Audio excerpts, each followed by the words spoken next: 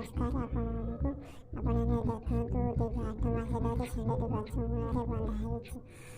ଗୋଟେ ଷଣ୍ଢ ଦରମଲାରେ ବିଲରେ ପଡ଼ିଛି, ତା ଆଖି ଟିକେ ଫୁଟେଇ ଦେଇଛନ୍ତି, ତଥାପି ମନ ଶାନ୍ତ ହେଲାନି। ପୁଣି 8 ମାସ ଧରି ହେଲା ତାକୁ ବିଲ ମଝିରେ ବାନ୍ଧିଥିଲେ। ଲୁଣା ପାଣିକି ପେଇଛନ୍ତି, ଘାସ ଟିକେ ପକେଇ ନେଇ ଯାହା ଫଳରେ ତା ଅବସ୍ଥା ଦୁର୍ବଳ ହେଇପାରିବ ତାକୁ ମଝି ବିଲରେ ଛାଡ଼ି ପଳେଇଯାଇଥିଲେ। ପଳେଇଯାଇଛନ୍ତି ଆଉ ଗୋଟେ ଷଣ୍ଢକୁ ଗଛ ମୂଳରେ 8 ମାସ ହେଲା ବାନ୍ଧି ରଖିଛନ୍ତି।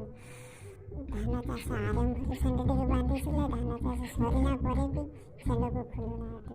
ଧାନ କାଟିକି ମଳି ଘରକୁ ନେଇ ସାରିଲେଣି, ତଥାପି ଷଣ୍ଢ ଖୋଲୁନାହାନ୍ତି। ଦେଖନ୍ତୁ ବାନ୍ଧିକି ରଖୁଛନ୍ତି କେମିତି ଡରମଲା। ଘାସ ଟିକେ ପାଣି ମଧ୍ୟ ଠିକ୍ସେ ଦେଉନାହାନ୍ତି। କୌଣସି ଲୁଣା ପାଣି ଦେଇକି ଦେଖୁନ ଅବସ୍ଥା କୁଳା କରୁଛନ୍ତି। ଷଣ୍ଢକୁ ପୁଣି ବିକ୍ରି କରୁଛନ୍ତି, ମୁସଲମାନ ପଠାଣକୁ ବିକ୍ରି କରୁଛନ୍ତି। ଲାଜ ମାଡ଼ିବା କଥା ଲୋକଙ୍କୁ ଷଣ୍ଢ ବିକ୍ରି କରୁଛନ୍ତି।